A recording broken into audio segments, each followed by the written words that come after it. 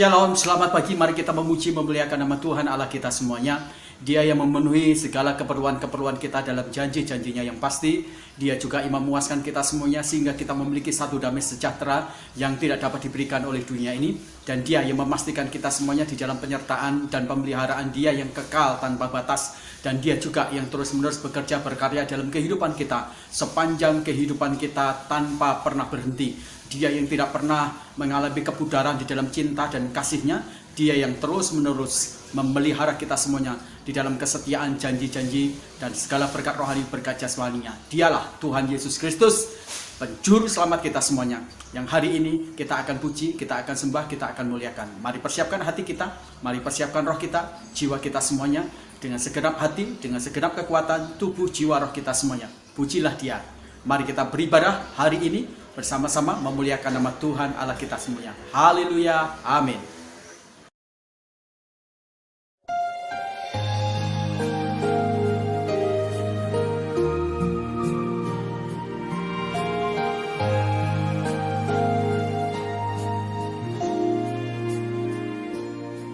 Sejauh timur dari barat, Engkau membuang dosaku.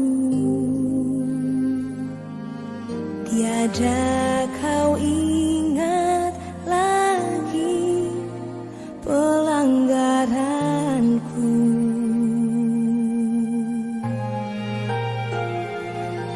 Sejauh ke dalam tubir laut, kau melemparkan dosaku.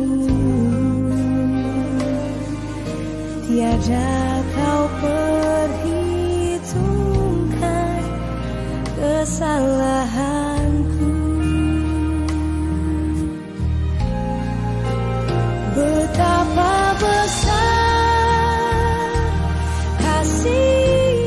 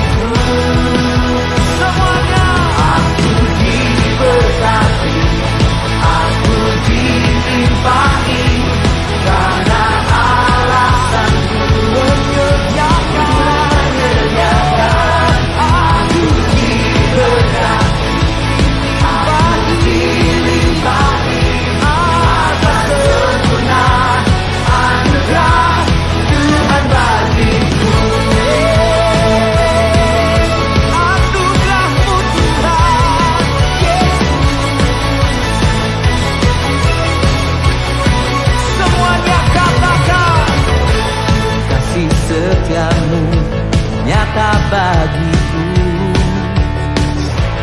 hikmat kebajikan tersedia bagiku. Oh, sebab Allah sanggup limpahkan segalanya, dan anugerahnya sangat besar bagiku. Semua aku diberkati, aku dilimpahi, karena Allah sanggup untuk menyediakan. Aku diberkati, aku dilimpahi, atas sempurna anugerah Tuhan bagiku.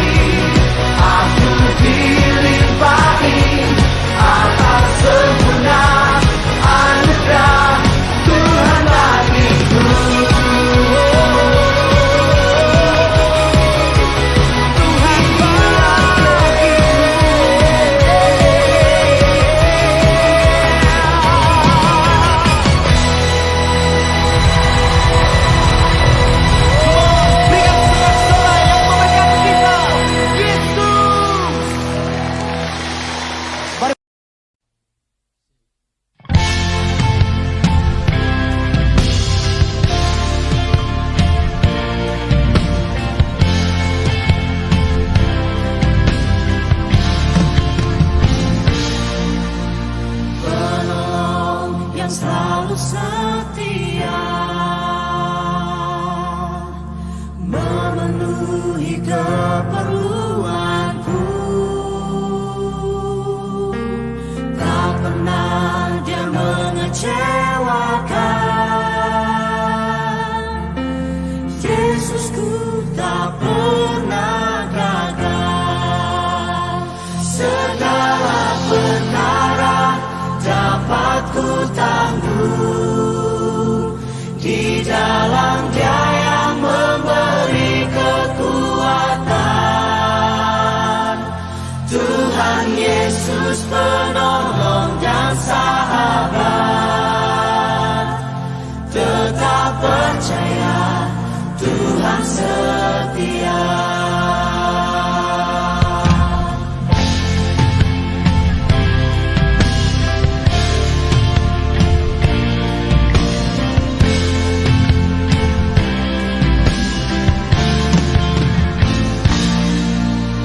Menolong yang selalu setia.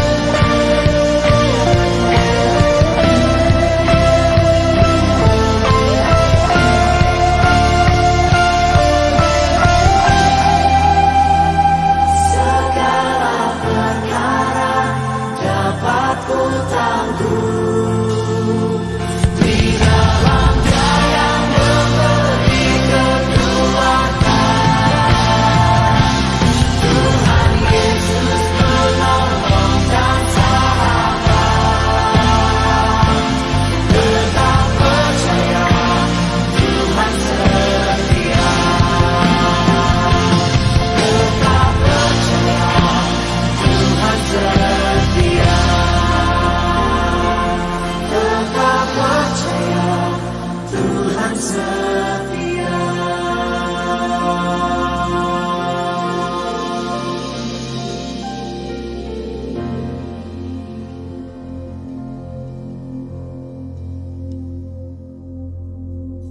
Haleluya. Puji Tuhan. Hati kita dibuat menjadi begitu terkesima ketika kita melihat Allah yang terus bekerja dan berkarya dalam hidup kita. Ketika kita memuji, ketika kita menyembah, kita mengagungkan Dia dan bersorak-sorai bagi kebesaran Dia, hati kita dibuat terus-menerus untuk selalu mengagungkan, memuliakan Dia. Tiba waktunya kita menyiapkan hati untuk kebenaran firman Tuhan masuk di kehidupan kita semuanya. Saya ingat salah satu pelayan Tuhan distrik Benover ketika dia melayani di masa-masa nasib. Ketika segala keputusasaan dan kegelapan merasuk kehidupan kita, semuanya akan tersingkir. Ketika kita memberikan alokasi firman Tuhan, itu menguasai hati dan pikiran kita. Maka hari ini, mari kita menyiapkan hati kita semuanya untuk dikuasai oleh firman Tuhan. Kita berdoa sebelum kita mendengarkan kebenaran firman Tuhan. Terima kasih ya Tuhan, kami boleh memuji, memuliakan nama Tuhan. Dan kami sekarang menyiapkan hati kami, menyiapkan diri kami untuk diisi oleh firman Tuhan. Biarlah firman-Mu menjadi terang bagi kami yang memandu dan memimpin kami pada jalan-jalan kebenaran-Mu. Biarlah firman-Mu menjadi api yang menghanguskan segala sesuatu yang najis di dalam hidup kami. Dan biarlah firman-Mu menjadi palu godam yang menghancurkan setiap kekerasan hidup kami. Dan biarlah firman-Mu menjadikan seperti minyak yang menyembuhkan bagi kami. Menjadi seperti air yang menyegarkan hidup kami. Kami siap mendengarkan kebenaran firman-Mu, siap diisi, dan kami boleh diubahkan menjadi pribadi-pribadi yang Tuhan inginkan seperti man of God Engkau. Terima kasih ya Tuhan, kami siap mendengarkan kebenaran firman-Mu. Dalam nama Tuhan Yesus kami berdoa, haleluya, amin. Bapak Ibu yang kekasih di dalam Tuhan, hari ini kita akan berbicara secara khusus tentang dalam naungan pemeliharaan Tuhan. Mari kita akan membaca pada ayat yang sangat tidak asing lagi, yaitu Filipi pasal yang keempat, ayat yang ke-13. Saya yakin ayat ini menjadi ayat yang sangat kita hafal dan juga menjadi ayat emas bagi kita semuanya. Filipi pasal yang keempat, ayat yang ke-13. Segala perkara dapat kutanggung di dalam Dia yang memberi kekuatan kepadaku. Amin. Berbahagialah kita yang membaca kebenaran firman Tuhan, menyimpan, melakukannya, karena firman Tuhan akan menjadi berkat bagi kita semuanya. Kehidupan kekristenan kita itu bukanlah merupakan sebuah cerita telenovela atau cerita-cerita sinetron yang menyajikan sesuatu yang sangat indah, sesuatu yang sangat enak. Dan juga bukan merupakan sebuah cerita novel roman yang menyajikan segala sesuatu yang sangat romantis, indah, dan tidak ada benturan-benturan. Dan realitasnya kehidupan kekristenan kita itu ternyata menyajikan begitu banyak hal-hal, pergumulan-pergumulan yang seringkali memberikan tekanan kepada kita semuanya. Boleh jadi tekanan-tekanan itu mungkin akan membuat kita menghadapi satu siklus iman, satu siklus rohani mengalami penurunan. Tapi Bapak Ibu yang kekasih dalam Tuhan, saya ingin kita semuanya belajar dari Paulus. Bagaimana dia berada dalam sebuah masalah dan pergumulan yang sangat berat, tapi akhirnya dia memenangkan masalah itu dan memenangkan pergumulan itu. Paulus mengajak kita semuanya untuk menyadari bahwa ketika kita menghadapi masalah yang sangat berat, maka kita membutuhkan satu kekuatan yang ekstra, yang tidak berasal dari diri kita sendiri. Kita membutuhkan satu kekuatan ekstra yang tidak berasal dari apa yang kita miliki, tetapi berasal dari Kristus Yesus Tuhan Allah. Paulus menyadarkan kepada kita semuanya betapa pentingnya Yesus Kristus itu menjadi bagian yang sangat mutlak kita butuhkan dalam kehidupan kita. Ketika kita memiliki kehidupan di dalam Kristus, maka kita pasti akan memiliki kekuatan yang luar biasa menghadapi masalah-masalah. Yesus tidak pernah mengalami keputusasaan menghadapi masalah-masalah kita yang banyak dan mungkin sangat berat. Yesus juga tidak pernah mengalami masa-masa kebuntuan ketika dia berusaha menghadapi masalah-masalah kita semuanya. Karena bagi dia selalu ada jalan keluar, selalu jalan terbuka di tengah-tengah segala kebuntuan. Yesus tak terhalang oleh kegelapan ketika dia akan berusaha menjadi penolong bagi kita semuanya. Maka yakinilah bahwa ketika kita tinggal di dalam Kristus, kita akan menikmati daya kreatif, kita akan menikmati daya kuasa dari pertolongan Kristus Yesus yang ada di dalam diri kita semuanya. Pertanyaannya begini Bapak Ibu, apa yang akan dapat kita nikmati ketika kita berada di dalam naungan pemeliharaan Tuhan dan ketika kita berada di dalam Kristus Yesus itu?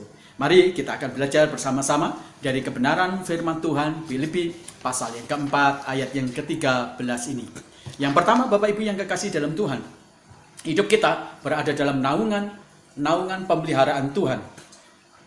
Di dalam Kristus Yesus kita pasti akan mengalami Tuhan akan menjadi pribadi yang memuaskan hidup kita.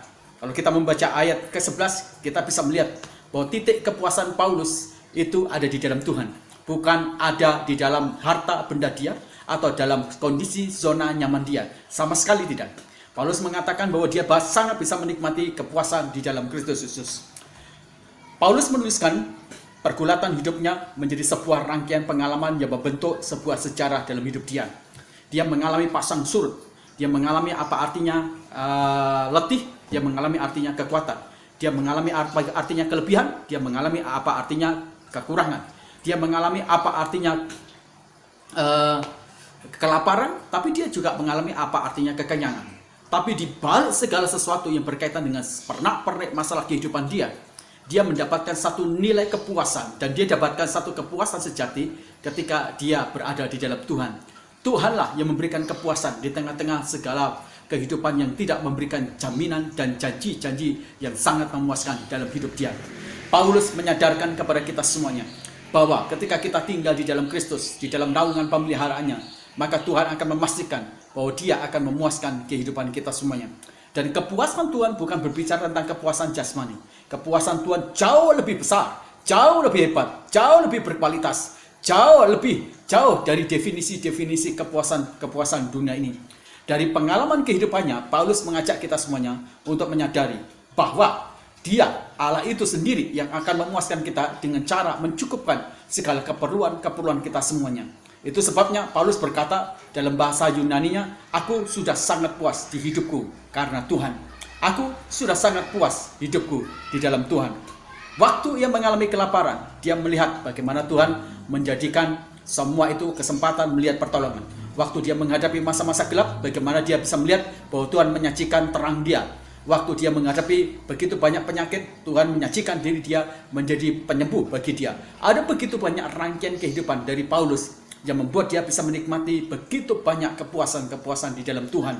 Segala karya Tuhan dalam hidup dia, itu yang membuat dia mengalami tingkat kepuasan yang luar biasa.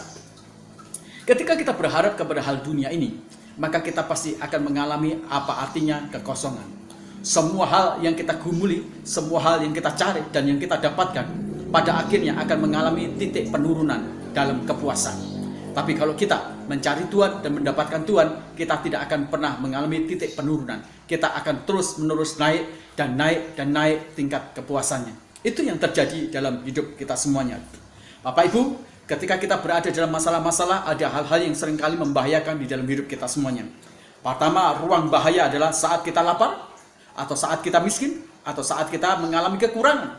Masa-masa yang berbahaya, yang di mana kita berada dalam situasi lapar atau kemiskinan, seringkali menjauhkan kita dari komunitas, karena kita merasa minder, karena kita merasa tidak pantas, tidak layak, sehingga kita akhirnya mengalami ruang kosong yang berbahaya yang tak terisi oleh komunitas, juga terisi oleh kebenaran firman Tuhan. Tapi ruang kekayaan, ruang kenyamanan, ruang kepemilikan, ruang harta benda kita juga seringkali juga menyajikan ruang yang sangat berbahaya. Bagaimana tidak? Ketika kita memiliki segala sesuatu, kekayaan, keuangan yang sangat cukup, kita menjadi takut kehidupan kita seperti dimanfaatkan. Kita takut kalau kita kemudian dimintai pertolongan. Kita takut kalau kita kemudian menjadi berkat bagi banyak orang. Sehingga kita juga kemudian menjauh dari komunitas, bahkan menjauh dari Tuhan. Seringkali ruang berbahaya itu ada di dalam hidup kita semuanya. Dua hal ruang yang sangat berbahaya ini membuat kita semuanya akhirnya menjadi tidak puas. Tidak puas pada waktu kita memiliki harta benda, tidak puas pada waktu kita tidak memiliki segala sesuatu. Nah, Paulus berkata kepada kita semuanya, entah dia tidak punya, dia tetap memiliki tingkat kepuasan. Entah ketika dia memiliki kelebihan dalam keuangan, dia juga merasa puas, bukan karena uangnya, tetapi karena ada di dalam Kristus Yesus Tuhan Allah. Itu yang menyebabkan dia bisa menikmati pemeliharaan. Bapak Ibu yang kekasih dalam Tuhan, mungkin engkau sedang sakit, mungkin ekonomimu sedang terpuruk, mungkin engkau sedang punya pergumulan yang sangat berat. Semua hal itu tidak memberikan kepada kita semuanya sebuah tingkat kepuasan yang sangat-sangat memuaskan kita. Tapi ingatlah, di dalam Kristus Yesus kita memiliki tingkat kepuasan yang luar biasa hebat. Saat kita kelimpahan, jangan pernah kita kemudian meninggalkan Tuhan, karena kita akan mengalami ruang kekosongan kita tak terisi oleh kepuasan dari Tuhan. Saat kita juga mengalami kemiskinan, jangan pernah kita kemudian menjadi minder dan kita kemudian juga membangun sebuah ruang kekosongan yang tak terisi oleh Kristus Yesus. Mari kita membangun kehidupan di dalam Kristus Yesus dengan sungguh-sungguh supaya akhirnya Kristus menjadi pribadi yang memuaskan kehidupan kita. Aku puas, itulah yang dialami oleh Paulus. Bahkan ketika dia mengalami penderitaan, dia ada di penjara, ditinggalkan oleh teman-teman, dia mengalami kekurangan begitu banyak. Bahkan ketika dia akan menjemput kematian, dia tetap memiliki tingkat kepuasan. Sebab Kristus Yesus yang di mana dia tinggal itu memberikan sebuah tingkat kepuasan yang luar biasa dalam hidupnya. Bapak Ibu, ada seorang miskin yang namanya Bai Fangli. Ya, Bai Fangli itu ada seorang miskin, dia seorang tukang becak ya di wilayah China. Bapak Ibu, dia menyumbangkan 700 juta dari uang yang dia dapatkan, dia simpan dan kemudian diserahkan kepada panti asuhan. Walaupun dia miskin, tapi dia bisa menikmati kehidupannya yang sangat memuaskan ketika dia berada di dalam Kristus Yesus Tuhan Allah kita semuanya. Orang-orang kaya yang hidupnya itu kemudian terpuaskan bukan karena kekayaannya, itu merupakan pribadi yang sangat luar biasa. Cucu bos jarum yang menyerahkan hidupnya kepada Tuhan, dia merasa puas di dalam Tuhan. Ada begitu banyak orang-orang yang menyadari tingkat kepuasan dia itu di dalam Tuhan, sehingga dia betul-betul merasa sudah selesai dengan harta benda, dengan segala kenyamanan, kenikmatan apa yang ada di dalam dunia ini. Maka Paulus berkata, betul bahwa kita hidup di dalam naungan pemeliharaan Tuhan yang terus-menerus akan memuaskan kehidupan kita. Yang kedua, kita hidup dalam naungan pemeliharaan Tuhan Yesus Kristus. Yang kedua, Tuhan menjadi sumber damai sejahtera di dalam hidup kita semuanya. Di ayat yang ke-7 dikatakan, semenjak Paulus bertobat, ia memiliki begitu banyak musuh. Musuh-musuh Paulus itu datang dari orang-orang Yahudi, juga datang dari orang-orang yang tidak suka dengan perkembangan pelayanan misi Paulus. Itu sebabnya Paulus menghadapi penderitaan dan aniaya begitu sangat berat. Waktu Paulus melayani, ada banyak orang-orang yang percaya kepada Kristus, mereka meninggalkan dewa-dewa mereka semuanya. Sehingga orang-orang yang membuat patung-patung berhala, mereka mengalami kerugian karena mereka kehilangan pelanggan. Jadi mereka begitu benci kepada Paulus. Mereka begitu marah sedemikian rupa kepada Paulus. Banyak orang yang mengganggu kehidupan Paulus sehingga sepertinya Paulus dibuat supaya tidak tenang, tidak damai dalam kehidupannya. Kerajaan Romawi juga merasa terganggu oleh kiprah dari pemberitaan Paulus. Itu mengganggu ketenangan masyarakat. Maka jangan heran kemudian Paulus ditangkap dan Paulus kemudian diadili. Ada begitu banyak yang menggoncang, yang membuat Paulus menghadapi hal-hal yang tidak menyenangkan, yang membuat dia tidak tenang dalam hidupnya. Tetapi Paulus, kalau kita membaca di dalam Filipi pasal 4 ayat yang ke-7, justru dalam setiap tekanan-tekanan yang berat, dalam penjara, di bawah tanah, sampai dia ditinggalkan, dia bisa menikmati damai sejahtera, ketenangan. Sementara orang lain, kalau mereka menghadapi masa-masa kematian, mereka sangat histeris, mereka tidak bisa tidur. Tetapi Paulus bisa tidur dengan tenang dan nyaman. Apa kuncinya? Karena dia menikmati damai sejahtera yang datang dari Kristus Tuhan Allah. Mereka banyak menyusahkan kehidupan Paulus. Mereka memfitnah, mereka menyatakan hal yang buruk, mereka berusaha membunuh Paulus, supaya mereka semuanya memberikan sebuah tekanan, supaya kehidupan Paulus dibuat tidak tenang, tidak nyaman. Tapi Paulus tetap nyaman dalam bahaya. Paulus tetap tenang, damai dalam segala situasi-situasi yang sangat tidak memberikan dukungan untuk dia memiliki damai sejahtera. Damai sejahtera dari Kristus Allah adalah sayur mujarab bagi kita semuanya untuk mematikan ketakutan, untuk mematikan kekhawatiran, untuk mematikan keluh kesah di dalam hidup kita semuanya, dan mematikan setiap tingkat depresi dan stres di dalam hidup kita semuanya. Paulus menikmati damai sejahtera bukan berada dalam situasi yang baik. Justru di tengah-tengah situasi yang tidak memberikan sebuah dukungan dan kondusif untuk dia bisa menikmati hal-hal yang baik, Paulus justru dia menikmati damai sejahtera dari Bapa. Kalau kita betul-betul tinggal di dalam Kristus, maka hidup kita pasti akan terpelihara dalam naungan Tuhan itu sendiri. Kita menikmati apa artinya damai sejahtera dalam hidup kita. Bapak Ibu yang kekasih di dalam Tuhan, saya ingat sebuah cerita dari orang tua saya. Ketika masa-masa pendudukan Jepang, ada begitu banyak orang-orang dibuat menjadi takut luar biasa. Tapi ada seorang tetangga Kristen. Mereka terus-menerus berdoa. Setiap kali mendengar sirine-sirine, setiap kali mereka mendengar dentingan dari peluru, suara peluru yang berdesing, mereka Kemudian masuk di kamar, mereka berdoa, dan mereka menikmati damai dan ketenangan yang luar biasa. Itu yang terjadi kalau kehidupan kita semuanya itu berada di dalam ketenangan dan damai sejahtera sejati. Di dalam Mazmur pasal yang 27, Daud berkata, sekalipun musuh mengepung aku, dalam hal itu pun aku tetap tenang dan damai sejahtera, dan tidak akan takut sedikit pun. Wah, ini luar biasa. Itulah yang akan terjadi dalam kehidupan orang-orang yang dipenuhi dan mengalami naungan pemeliharaan Tuhan. Dan yang ketiga, kehidupan kita yang dinaungi oleh pemeliharaan Tuhan akan menikmati Tuhan akan terus menambahkan daya dalam kehidupan kita semuanya. Paulus menulis bahwa ia mampu menghadapi masalah-masalah dalam kehidupan dia yang sangat berat pun itu disebabkan karena Tuhan menambahkan daya, karena Tuhan menambahkan kekuatan, karena Tuhan menambahkan sesuatu yang berkaitan dengan power di dalam hidup dia. Tuhan menyelesaikan masalah di dalam kehidupan Paulus bukan dengan cara dia memberkati secara berkat jasmani. Bukan cara Paulus kemudian langsung bim salah bim kemudian masalahnya selesai. Tidak. Tuhan memberikan kekuatan kepada Paulus untuk dia cakap menghadapi masalah. Tuhan memberikan hikmat kepada Paulus. Tuhan memberikan kekuatan kepada Paulus. Sehingga akhirnya Paulus mendapatkan kekuatan yang luar biasa. Bukankah ketika kita mengalami hidup di dalam Tuhan Yesus, kita menikmati naungan pemeliharaannya? Ada begitu banyak hal-hal yang kurang dalam hidup kita semuanya. Maka Tuhan tambahkan kita semuanya.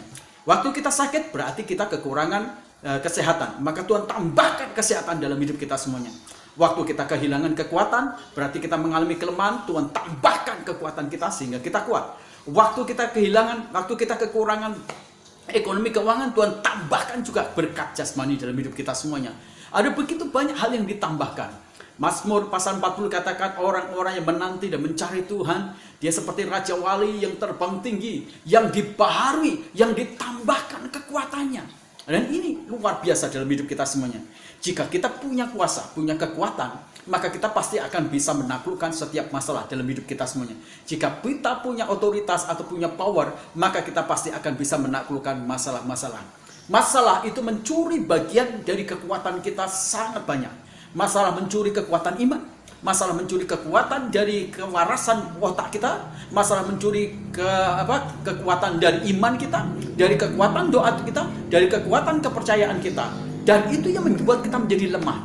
Tapi Paulus berkata kepada kita semuanya, waktu aku punya masalah, segala sesuatunya kurang, Tuhan menambahkan kekuatan kepadaku.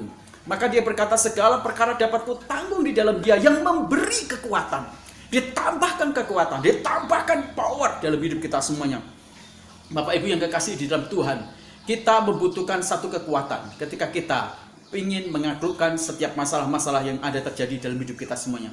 Paulus tidak meminta bendawi, Paulus tidak meminta harta, Paulus tidak meminta mungkin dukungan-dukungan dari orang lain, tapi Paulus meminta kekuatan dari Tuhan.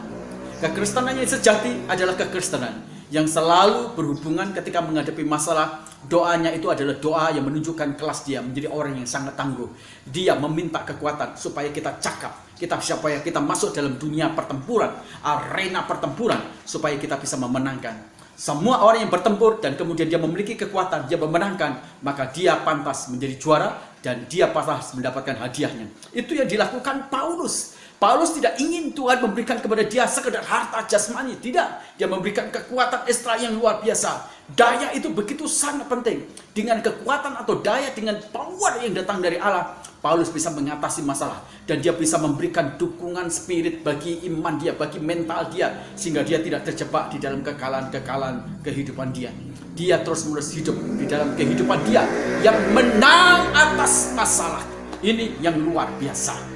Bapak Ibu yang kekasih dalam Tuhan, ada seorang pemilik kuda mengeluarkan kudanya dari kandangnya. Ketika kuda itu dibawa keluar, ketika dia tunggangi, kuda itu tidak bergerak sama sekali.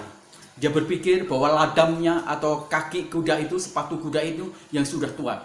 Maka dia kemudian berjalan, dia ganti kaki kuda. Ketika kaki kuda itu sudah dibetulin, ternyata kudanya juga tidak mau jalan.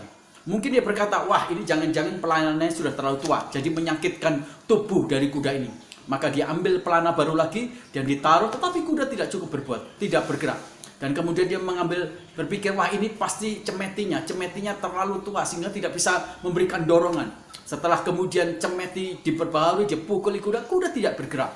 Bapak Ibu yang terjadi di dalam Tuhan, masalahnya ternyata bukan kepada tapal kuda. Masalahnya juga bukan kepada pelana, masalahnya juga bukan kepada cemetinya. Ternyata masalahnya ada pada kuda itu sendiri. Kuda itu sudah tua. Kuda itu membutuhkan diperbaharui kekuatannya. Kuda itu membutuhkan kekuatan yang baru, power yang baru, tenaga yang baru. Baru kemudian dia bisa melangkah lebih lagi, maju dan lari sekencang-kencangnya dengan gesit, meninggalkan mungkin beban-beban berat dia. Demikian juga orang Kristen. Kita membutuhkan sapu tenaga, power yang datang dari Kristus, supaya kita bisa lebih terbang tinggi, supaya kita bisa mengatasi masalah-masalah dalam hidup kita semuanya. Ingat, di dalam Yesaya pasal 40 ayat 30 sampai 31, kita ini laksana Raja Wali yang terbang tinggi, diperbaharui kekuatannya. Semakin ada badai, kita kepakkan sayapnya, mengambil energi dari badai itu, dan kita menjadi menang, dan akhirnya kita menjadi kuat luar biasa dan cakap. Jadi ketika kita hidup di dalam dalam naungan pemeliharaan Tuhan, kita menikmati bagaimana daya kita ditambahkan lagi, diperbaharui lagi, sehingga kita menjadi kuat luar biasa atas masalah. Dan yang terakhir Bapak Ibu, ketika kita hidup di bawah naungan pemeliharaan Tuhan, maka kita akan menikmati Tuhan yang menyediakan kebutuhan kita.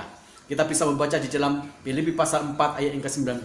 Allahku akan mencukupi segala keperluanmu menurut kekayaannya yang ada di dalam Kristus. Ini menjadi satu yang diingatkan oleh Paulus kepada jemaat-jemaat yang sedang menghadapi masalah. Boleh jadi ketika kamu punya masalah, kamu merasakan ada begitu banyak kekurangan-kekurangan dalam setiap keperluan-keperluanmu. Tapi ingatlah, ketika kita tinggal di dalam Kristus, di dalam pemeliharaan naungan berkat-Nya, maka kita menikmati Tuhan sendiri yang menjadi penyedia bagi kita. Dia adalah Yehovah Jireh. Dia adalah Yehovah Rafa. Dia adalah Yehovah Sikitnu. Dia adalah Allah yang menyediakan. Dia adalah Allah yang menyembuhkan. Dia adalah Allah damai bagi kita semuanya. Semua disediakan. Paulus menyadari bahwa untuk hidup dia membutuhkan seperangkat penunjang kebutuhan hidup ini. Artinya dia membutuhkan uang, dia membutuhkan makanan, dia membutuhkan pakaian, dia membutuhkan juga papan, dia juga membutuhkan tempat di mana dia berteduh. Dia membutuhkan itu semuanya. Tapi Paulus mengajak kita semuanya untuk menyadari bahwa semua hal yang berkaitan dengan keperluan kita itu semuanya ada di dalam pemenuhan penyediaan Allah bagi kita semuanya. Ketika kita tinggal di dalam Kristus Yesus, Tuhan memastikan bahwa dirinya menjadi sumber penyedia bagi setiap keperluan kita. Dan dia aktif melakukan penyediaan-penyediaan untuk setiap keperluan-keperluan dalam hidup kita semuanya. Paulus menegaskan bahwa Tuhan di dalam Yehovah Jireh-Nya adalah Allah yang sangat mencukupi kita. Adalah Allah yang sangat memenuhi keperluan kita semuanya. Dan ini menjadi satu hal yang telah dialami oleh Paulus. Setiap kali dia mengalami kekurangan, dia menikmati. Kisah bangsa Israel ketika dia ada di padang gurun itu menjadi satu kisah yang betul-betul real, menjadi sejarah yang dapat kita pelajari. Waktu mereka berada di padang gurun 40 tahun, mereka tidak bertanam, tidak bercocok tanam, tapi Tuhan memelihara mereka semuanya. Pakaian mereka tidak pudar. Pakaian mereka tidak rusak, kasut mereka juga tidak rusak. Itu adalah bagian bagaimana Tuhan itu menyediakan setiap kebutuhan-kebutuhan. Ketika mereka berada dalam padang gurun, Tuhan menyediakan lewat dirinya sendiri air dari batu karang yang mengikuti mereka. Panas, mereka Tuhan berikan tiang awan yang menjadi AC bagi mereka. Kemudian malam hari dingin, Tuhan menyediakan diri yang menjadi penghangat bagi orang-orang Israel. Semua kita bisa lihat bagaimana Allah itu betul-betul menjadi pribadi yang memenuhi dan mensuplai setiap kebutuhan-kebutuhan kita. Bangsa Israel, dia menikmati Elia ketika dia berbicara tentang sebuah nubuatan 3,5 tahun tidak akan turun hujan. Di sana dia menikmati bagaimana Tuhan menyediakan setiap kebutuhan-kebutuhan. Janda Sarfat juga demikian. Ada begitu banyak hal-hal yang sangat luar biasa ketika Tuhan itu menjadi pribadi yang menyediakan dalam hidup kita semuanya. Tuhan menyediakan semua keperluan-keperluan kita bukan karena kita baik, tetapi karena Allah itu adalah Allah yang baik bagi kita semuanya. Tuhan menyediakan berkat-Nya dan Tuhan memastikan pemeliharaannya bagi kita semuanya bukan karena kita layak atau cakap dan baik, tetapi karena memang Allah itu sendiri adalah Allah yang sangat baik dan Allah yang sifatnya adalah Allah yang murah hati. Tuhan, jaminan kepastian penyediaan Tuhan itu distempel, dimeteraikan oleh ikatan janji kepemilikan Dia dalam kehidupan kita semuanya.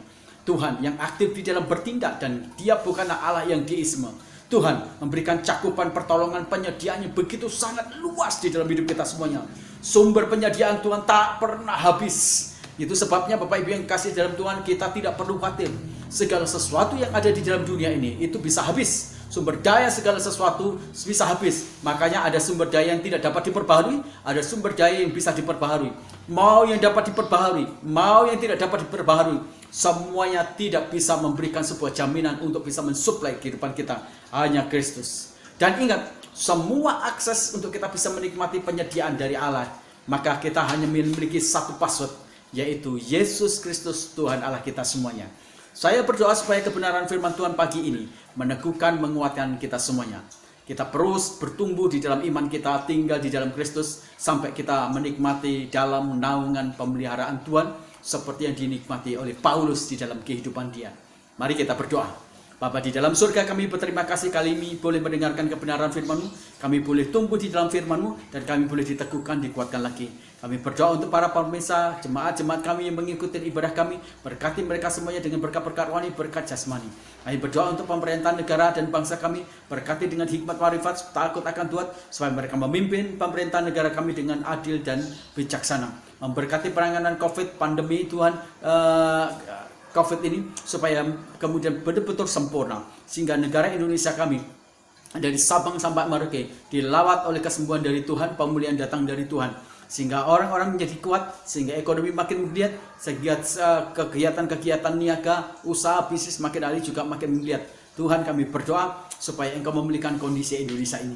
Kami berdoa juga supaya Roh Kudus dicurahkan di Indonesia, banyak orang-orang yang percaya kepada Kristus. Kami berdoa untuk para sponsor yang mendukung gereja kami, mereka yang mendukung untuk operasional gereja kami, mereka yang mendukung untuk beasiswa anak-anak sekolah kami, mereka yang mendukung untuk pelayanan-pelayanan misi untuk kami bisa menjadi saluran berkat. Tuhan, Engkau terus-menerus memberkati mereka. Kami berdoa untuk keluarga mereka, berdoa juga Tuhan untuk anak-anak mereka, kesehatan mereka, berdoa juga Tuhan supaya usaha-usaha mereka makin hari makin menggeliat di tengah-tengah pandemi ini. Kami juga berdoa secara khusus untuk orang yang berjanji bernasar untuk membangunkan kami gereja. Tuhan, kami serahkan dalam tangan kuat kuasa-Mu. Berkati usahanya, tapi juga berkati pikiran hatinya, supaya mereka sungguh-sungguh berkomitmen untuk membangun gereja bagi kami semuanya. Terima kasih. Kami berdoa juga untuk seluruh perkumpulan-perkumpulan jemaat kami. Engkau memberkati jemaat kami yang sedang berada dalam kesulitan ekonomi, perusahaan-perusahaan atau bisnisnya, atau kuliner mereka, atau mereka yang bekerja sebagai seorang karyawan. Tuhan, Engkau campur tangan, memberikan kepada mereka semuanya sebuah terobosan-terobosan yang baru dalam bisnis atau juga tugas-tugas mereka sebagai seorang karyawan. Tuhan, memberkati jemaat kami yang memulai sebuah usaha baru. Tuhan, Engkau memberkati jemaat-jemaat kami, ya Tuhan, yang sudah punya perkumpulan kesakit. Tuhan, Engkau jamah, Engkau lawat, sehingga mereka semuanya disembuhkan oleh Kristus. Terima kasih, Engkau telah menjamah Butulus, sehingga ada perubahan-perubahan signifikan di dalam kesehatan dia. Kami berterima kasih, sembuhkan secara sempurna. Kami berdoa juga untuk beberapa orang-orang yang sedang sakit. Ya Tuhan, kami bawa dalam nama Tuhan Yesus, jadilah sembuh oleh beliau Tuhan Yesus. Kami juga berdoa untuk anak-anak remaja kami, anak-anak pemuda kami, sekolah minggu kami, supaya mereka makin hari makin bertumbuh di dalam Tuhan. Kami juga berdoa secara khusus Tuhan untuk kota kami Cipanas, berkati bupati, camat, kepala desa, lurah, RW, RT, berkati mereka. Berkati kota kami dalam niaga, berkati Tuhan perhotelan, berkati juga Tuhan untuk agrowisata, berkati juga Tuhan untuk pertanian, niaga, berkati juga perkebunan, perikanan, peternakan. Tuhan, Engkau memberkati, sehingga kota kami benar-benar mengalami lawatan pemulihan Tuhan di bidang ekonomi dan di bidang kesejahteraan. Tuhan, Engkau memberkati jemaat kami satu persatu yang tidak kami sebutkan. Berkati mereka semuanya. Berkati sekolah-sekolah yang sudah tatap muka. Berkati supaya tidak terjebak, tidak ada lagi pandemi-pandemi yang kemudian menjangkitin anak-anak kami semua. Terima kasih. Kami berdoa juga Tuhan untuk jemaat, supaya mereka semuanya juga memiliki komitmen untuk membangun gerejanya. Setiap kali ada ibadah-ibadah yang tatap muka, mereka juga berani Tuhan, dan mereka tidak takut dan tidak gentar. Karena kami tahu pemeliharaan Tuhan itu akan terus dinyatakan dalam hidup mereka. Kami berterima kasih sampai hari ini kami bisa beribadah walaupun online. Tuhan, kami itu sungguh-sungguh berterima kasih kami bisa beribadah. Tuhan, kami juga berdoa, Tuhan, kami rindu. Kalau hari-hari kemarin kami ingin punya tanah, tapi hari ini Tuhan kami berdoa, Tuhan, kalau kami punya tanah tetapi kami membutuhkan uang untuk membangun, itu membutuhkan alokasi waktu yang sangat panjang lagi. Itu sebabnya Tuhan kami berdoa, Tuhan, Engkau memberikan kepada kami kemampuan untuk kami membeli villa secara khusus supaya kami bisa beribadah. Kami serahkan semua dalam tangan kuat kuasa-Mu Tuhan. Terima kasih. Kami bersyukur Tuhan. Akhirnya keluargaku yang kekasih dalam Tuhan, angkat kedua tanganmu dan terimalah berkat Tuhan. kasih sayang dari Allah Bapa kita lewat anaknya Tuhan Yesus Kristus yang telah mati di atas kayu salib, menebus segala dosa dan kutuk kita semuanya. Persekutuan dengan Roh Kudus yang menguduskan kita sehingga kita tidak bercacat celah di hadapannya. Itulah sebabnya Tuhan memberkati keluargamu, Tuhan memberkati usahamu. Apa saja yang dikerjakan oleh kedua tanganmu dibuat menjadi berhasil. Tuhan memberkati masa depanmu dan masa depan keturunanmu. Tuhan memberkati kesehatanmu. Keluar masukmu engkau hanya bisa menemukan pintu berkat Tuhan saja. Damai sejahtera dari Allah Bapa menyertai engkau. Pulanglah sampai fajar Maranatha menjemput kita. Pulanglah dengan berkat rohani, berkat jasmani. Bagikan itu kepada orang lain sehingga mereka melihat surat terbuka dari Kristus di hidupmu dan mereka menikmati berkat secara nyata dalam hidupmu. Dan beritakanlah Injil, maka Tuhan akan menyatakan tanda-tanda ajaib dalam hidupmu. Dalam nama Tuhan Yesus Kristus kami berdoa, haleluya, amin. Selamat pagi keluargaku yang kekasih di dalam Tuhan, baik keluarga biji sesawi, juga keluarga-keluargaku yang menonton online. Tuhan memberkati Bapak Ibu semuanya dengan berkat-berkat rohani, berkat jasmani. Jikalau Bapak Ibu semuanya memiliki pergumulan berat, Bapak Ibu juga bisa menuliskan menjadi pokok-pokok doa dan kirimkan di nomor HP yang ada di depan Bapak Ibu semuanya, maka kami pasti akan mendukung Bapak Ibu semuanya di dalam doa. Dan jikalau Bapak Ibu semuanya mendapatkan berkat dari pelayanan kami, ibadah kami, Bapak Ibu bagikan, sharekan supaya banyak orang bisa menikmati segala berkat rohani ini dan banyak orang yang kemudian diteguhkan, dikuatkan dan mereka menjadi cinta Tuhan terus. Dan jikalau Bapak Ibu digerakkan oleh Tuhan untuk memberkati pelayanan di gereja kami, Bapak Ibu bisa mentransferkan di nomor rekening yang sudah ada di depan Bapak Ibu semuanya. Bapak Ibu bisa melihat secara spesifik. Kalau Bapak Ibu mentransfer, Bapak Ibu juga tolong kirimkan bukti transferannya supaya kami juga bisa menuliskan surat ucapan terima kasih buat Bapak Ibu semuanya. Terima kasih. Akhirnya kiranya damai sejahtera, berkat rohani, berkat jasmani menyertai Bapak Ibu hari ini sampai selama-lamanya. Tuhan Yesus memberkati kita semuanya. Amin.